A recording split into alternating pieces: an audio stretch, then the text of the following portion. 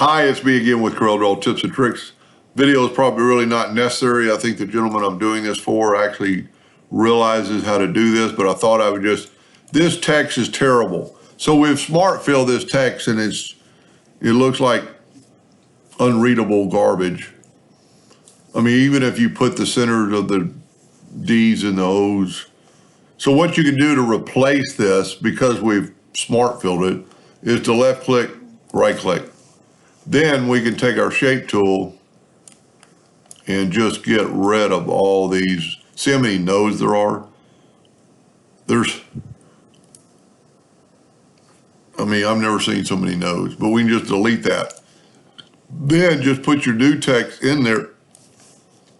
Left click, right click. Now we're still gonna have to put some center stuff in there, but we're gonna go to the Smart Fill tool and fill that in. And then just fill in these center letters. And of course you'd wanna pick a text that's closer to the original. I just wasn't gonna take the time to look for one, but things like this to me, I mean, you could approve it through the customer or find out what text they use when they design this. But there you go.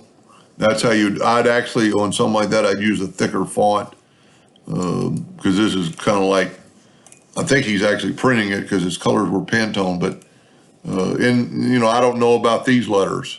If these are close to the originals, just something he's going to go over. Hope that helped. Thank you for watching.